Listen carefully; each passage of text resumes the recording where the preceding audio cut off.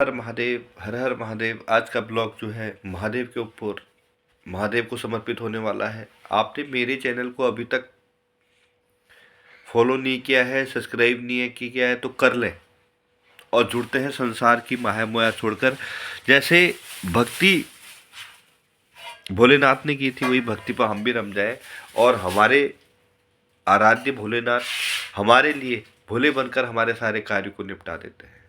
तो आज हम उनकी आराधना करते हैं और जानते हैं भोलेनाथ के बारे में और जानेंगे भोलेनाथ भोले क्यों हैं और उनके बताए गए मार्गों पर हमें कैसे चलना चाहिए। शुरू करते हैं।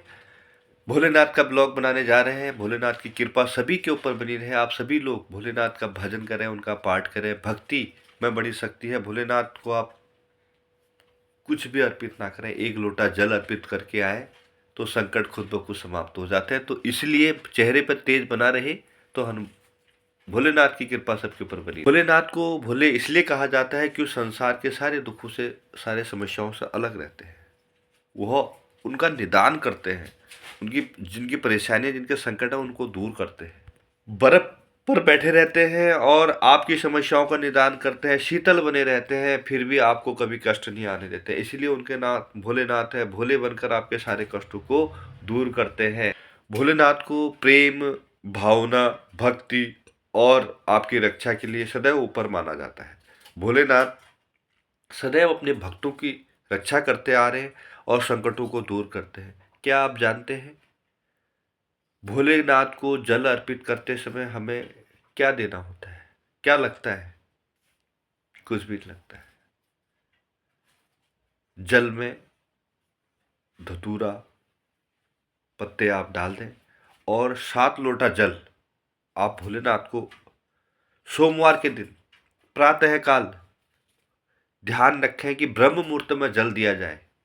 भोलेनाथ को ब्रह्म मुहूर्त में आप जल अर्पित करते हैं। शिवलिंग पर जल मुहूर्त में आप जल अर्पित करते हैं। ब्रह्म मुहूर्त में जल आप सूर्य भगवान को 7 लोटा जल या 108 लोटा जल या आपके 1001 लोटा जल आप अर्पित करना शुरू कर दें तो भोलेनाथ की कृपा बनी रहती है। सदैव संकटों से मुक्ति मिलती है, कष्टों से मुक्ति मिलती है।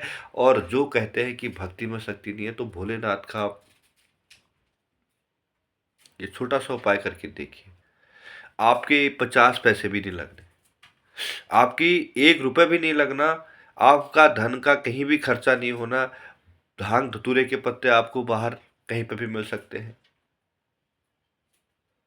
घर में आपका तांबे का लोटा या स्टील का लोटा जरूर होगा और जल आपको उनके कुंड से ही मिल जाएगा। जहाँ भोलेनाथ का लिंग होगा वहाँ जल की पर्याप्त व्यवस्था होती है। उन्होंने अपने लिए सब कुछ प्राप्त होता है। तो क्या मिलना है? कुछ नहीं करना आपको। बस क्या करनी है? भक्ति करनी है, आराधना करनी है। रुद्र अवतार भोलेनाथ, देवों के देव महादेव सदैव आपकी रक्षा करते हैं। क्या आप जानते हैं भोलेनाथ इतने भोले बनते हैं और बनने के बाद वह भोले बनते तो है ही हैं और वह भोला इसलिए बनते हैं कि वह आपकी रक्षा करते हैं। और जो हमारी रक्षा करता है वो हमारा सर्वोपरि होता है। तो वे हमारे सर्वोपरि हैं। इसीलिए दिनों के दिन भोलेनाथ हैं जो सबकी मदद करते हुए आए हैं। भगवान भोलेनाथ को सृष्टि का संहारक भी कहा जाता है। उन्होंने सृष्टि का विनाश भी कर सकते हैं। उनको गुस्सा आ जाता है, उनके तीसरी आंख खुल जाती है। तीसरी आंख खुलती है तो सृष्टि का संहारक भी उनको कहा जाता है। मगर आप जानते हैं वह सृष्टि को बचाने वाले पहले वही है। उस विष को पीने वाले वही है जिस विष के कारण पूरे सृष्टि में पूरे हाहाकार मच चुका था, देवताओं में हाहाकार मच चुका था। तो वह जो विष था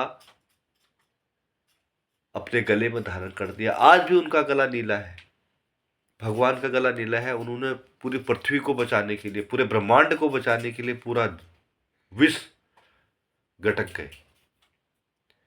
तो वह सृष्टि के संहारक तो है ही है, सृष्टि को बचाने वाले, सृष्टि की रचना करने वाले भी शिव हैं। क्या आप जानते हैं शिव ही एक ऐसे महान देवता हैं जो सदैव भक्तों की रक्षा करते आ रहे हैं। कलयुग में आप जानते हैं जब यह बातें आती हैं कि जब समुद्र मंथन हुआ था तो विष का प्याला निकला था, तो हलाहल पीने वाले महाबली, महातेजी, देवताओं में आराध्य भोलेनाथ ने सबको इस प्याले से मुक्ति दिला दी। और यह वर्णन हमें आज उचित मिलता है कि भोलेनाथ आज भी उस हमारे आराध्य बने हुए हमारे संकटों से मुक्ति दिला रहे हैं, क्योंकि जो दूसरों को संकटों से मुक्ति दिलाता है वही संकट से हमें दूर करता है। तो भोलेनाथ हमारे संकटों से हमें दूर करते हैं।